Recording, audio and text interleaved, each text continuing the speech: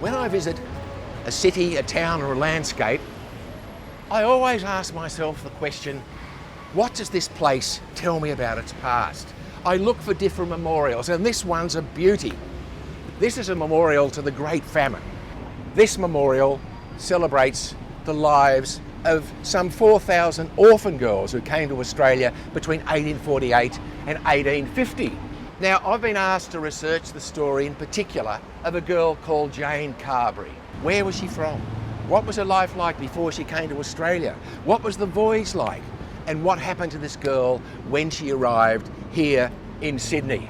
This is going to be a fascinating history mystery, and I can't wait to solve the mystery of who was Jane Carberry and what happened to her when she came to Australia.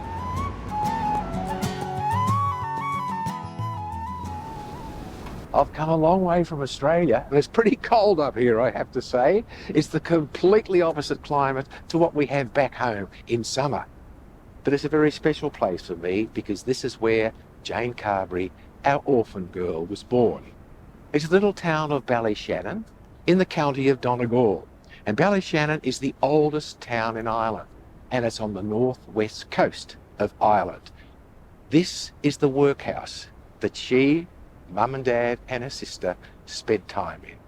Mum and Dad died and are buried in a church nearby. Her sister was also to go to Australia, but she perished here in this workhouse, and she's buried with her parents.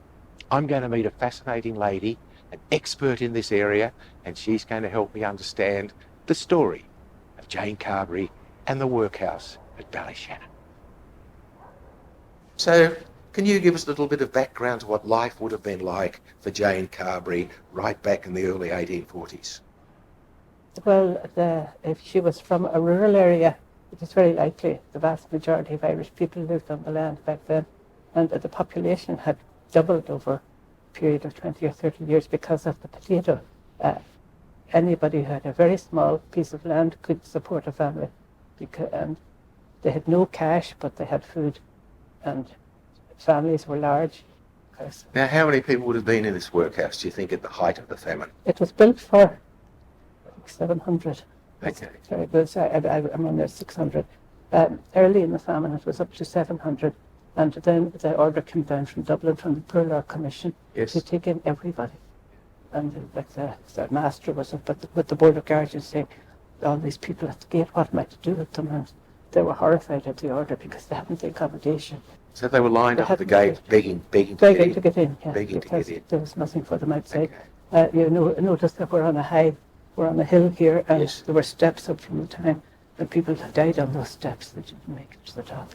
What a tragic sight that would have been. Yes. As you can see, this workhouse is pretty run down. To get a better idea of conditions in a workhouse, I'm heading way down south to the Dominic Museum in County Laois to meet local guide Mark, who I hope will give me a better understanding of conditions in the Irish workhouses. We have a figure here on the floor, and it'll give you an idea of the conditions they were sleeping in. They weren't issued with beds. They were given sacks filled with straw, and maybe straw spread on the floor, and that's what they used to sleep on. There was no running water here, no heating, no fireplace, no lighting, so they would have been locked in here at night with no running water, and maybe with basins and buckets and for toilets, and maybe a barrel for water, and no lighting or heating. And the conditions here were very Spartan and austere, and they were kept that way purposely to discourage people from coming into the workhouses. Well, the children would have been taught for 3 hours a day. There was a laundry and a bakehouse here in the workhouse, and the women would have been, and the girls probably would have been working in the laundry or the bakery. The boys or the men would have been doing more manual work, such as breaking stones, and that was mainly what they were doing.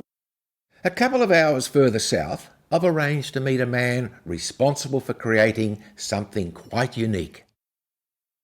Now, I'm here in Cork, and I'm here with Mike Murphy, and I'm fascinated by what's behind me. I don't know what it is. I don't really know the symbolism of it, but as you know, I'm tracing the story of Jane Carberry, an orphan girl from Ballyshannon. And I'm hoping that Mike can give me some information to understand the lives of people in the famine, and in particular, what sort of life Jane Carberry might have led. So, Mike, what have we got here? Before the famine struck in Ireland, we had almost 8.5 to 9 million people living in the country. They didn't own the land. They rented it from landlords, and then the poorer people didn't even do that. What they were doing is that they'd work for farmers. Yes. And as the payment for their work, they'd get maybe a corner of a farm, and they'd be given maybe half or an acre to build a little house for themselves and for their family to eke out a living. And they'd be living on the potato. They wouldn't have any money as such. So they'd grow their potato crops, and they'd eat them for the winter and the summer season, and that's more or less the only existence they had. And of course, the famine struck, the potato rotted because it got a virus called blight, so they had nothing to live on. They started to starve very, very fast. In about the blight hit in 1845, 1846, 47, people really started to starve to death. They had nothing to live on, and they'd often be found inside these hovels rotting. The first thing you come across would be the smell of the rotting bodies and the carcasses. And in some occasions, actually, the front door would be closed, and this whole thing, as you can imagine, would be collapsing on top of the family. And when the local constabulary, the local people who came to investigate, pushed the door open, they'd often find the mother, the first person inside the door, because she'd often be the strongest and the last to perish. And when they opened the door, she'd have closed it as her last act to try and give the family some bit of dignity. You can't replicate the misery. What's your head, Tim? And you could have 6 people in here. Oh, God, a lot more. You could have 8 or 12, yeah. 8 or 12? Yeah, and as you can see, no chimney. The smoke would have to go over the top of the door. Yes. And oftentimes not even anything for the ground. So how likely is it that the orphan girls spent time in hovels like this before they went to the workhouse? Well, the majority probably would, because the workhouse was always considered the last resort. I mean, you would want to be totally destitute to go into the workhouse, because when the family approached the workhouse, it was like a family shredder. Yes. You had the mother was sent to one compound of the actual workhouse itself. The father was at the other. The girls was put into another yard, and the boys put into another yard. So oftentimes they mightn't see each other at all, maybe once a week if they're lucky, or not at all in many cases. Back at Ballyshannon, Sonova showed me a very special memorial built to remind both local people and visitors of this bleak period in Irish history.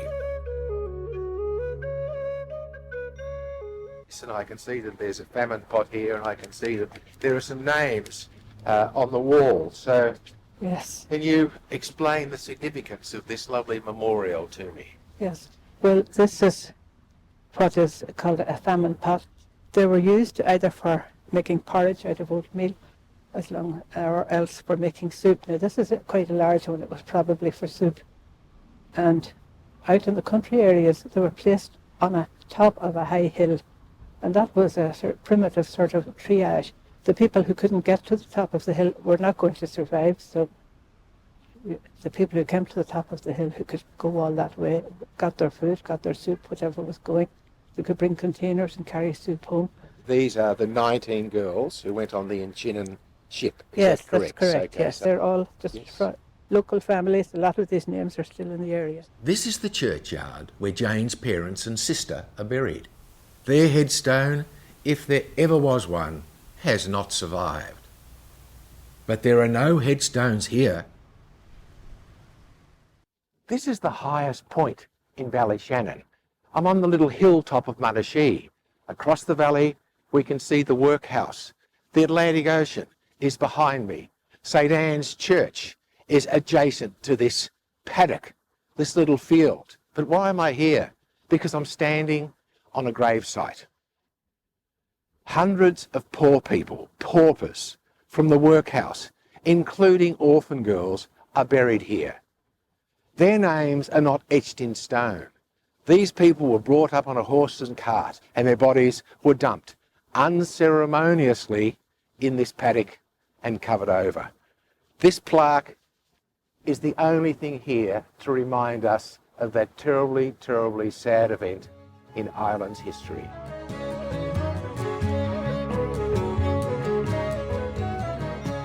This is where Jane and the other 18 orphan girls said their final farewells to Ballyshannon and to Ireland. They took a boat They sailed over to Plymouth in England, where they boarded the ship the Untitled and sailed for Australia.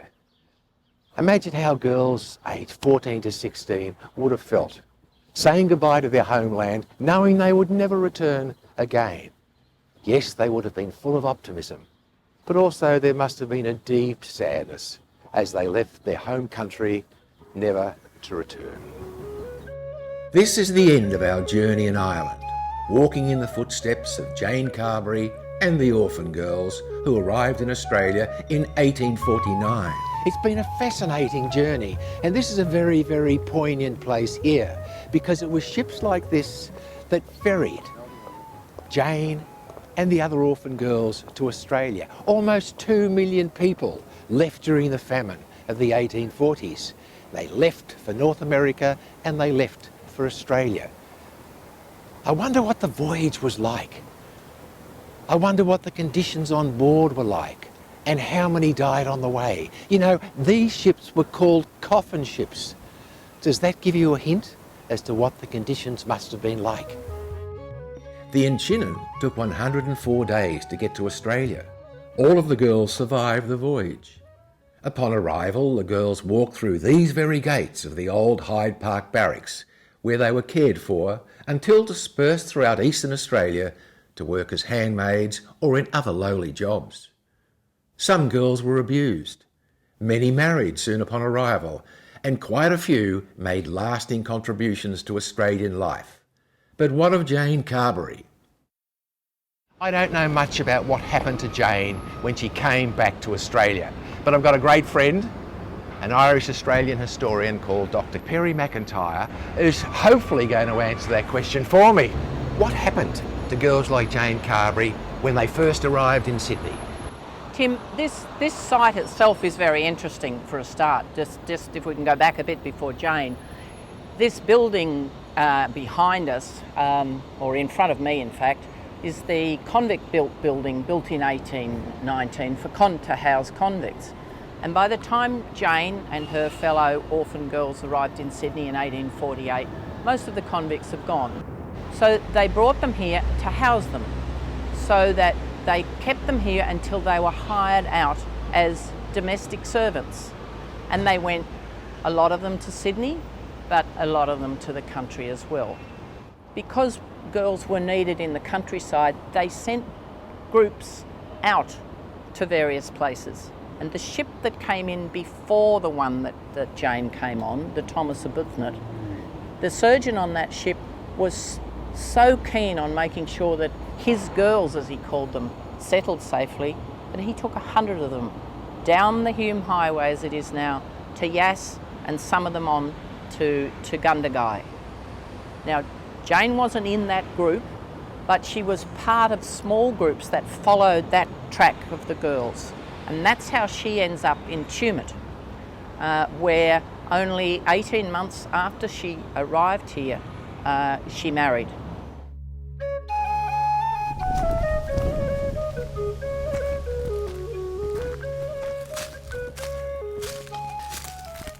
This is the cemetery in Tumut, a little town 300 kilometres from Sydney, nestled in the Snowy Mountains in New South Wales. Jane Carberry is buried here. I couldn't find her grave, but I know that she's buried here because I have an article that was written in 1917 and published in the Tumut Express. It was an obituary to Jane Carberry. The obituary refers to her time in Sydney, the week spent on a horse and cart coming into the New South Wales bushland before she finally settled in this area working as a domestic servant.